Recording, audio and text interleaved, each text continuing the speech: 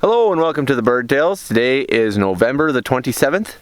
I am on a WMA with Gilly, and we had a pretty decent morning. We headed this way up over the hill, came up on some willows, and Gilly went on point, and it was a pretty thin patch of willows, so I was trying to hustle up there thinking the bird wasn't going to hold very long. And as I'm running or jogging up there, I'm thinking to myself, my shotgun shells literally sound like maracas just rattling. I'm being so loud. And rooster flushed, and he was pretty much out of range. He was on my right, so I would have had to stop jogging, turn to my right, and then catch him as he was going to my left. So I just let him go, figuring maybe he'll go off and we'll be able to pick him up again. And we were able to do that. So we kept going in his direction, came up to this next patch of brush, and as I was walking by, rooster flushed. I don't know if I hit him with my first shot or not, but I shot a second time and he dropped. Gilly was right behind him, so I hustled over there, and when I got to the woods, I figured Gilly's gonna have him because he was right behind him. And I get to the woods and Gilly's just running around looking. So my heart sunk a little bit. You know, if you don't find the bird right away, your odds are going down, down, down the longer and longer it takes. So he looked for, I don't know, probably 3 or 4 minutes, and I was starting to think, well, maybe I didn't even hit him.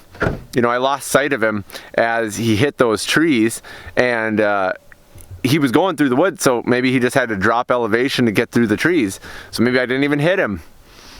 And then Gilly snapped on point on this down tree with a bunch of grass growing over it. So I went up there and I'm egging him on. Come on, get it, fetch, fetch, fetch, fetch. And finally Gilly just plows his head in there and comes out with the rooster. Little dinky rooster, nice color on him, but he was small. He's definitely this year's bird.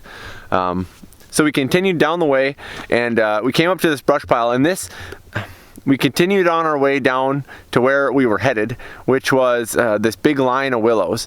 And this is why I came to this WMA, is because that spot, late season, there's always birds in there.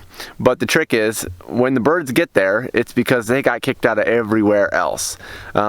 And so I know that this spot, it's hard because they never hold. And so I grabbed onto Gilly's collar to walk up there to just try and be closer when all the chaos starts. And we were still 70 yards away, and Gilly's right beside me, and birds start coming out of there. And it's making me kind of think about, you know, how many times have my dogs bumped birds? Now, they've definitely bumped birds, like, just because they're not good enough yet. But if I wouldn't have been holding Gilly, he'd have been up there long before I was, and those birds would have been getting out of there, and I would have been going, damn dog!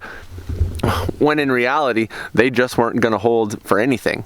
So there was a few roosters in there, and they flew ahead up to further down the edge on the WMA.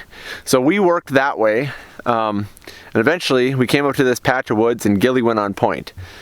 And I was walking up there, and Gilly's never, that I'm aware of, went on point, been on point, and then broke to chase a bird. I've never seen him do that. He either doesn't stop and burns right through them, or he holds point until the bird flushes.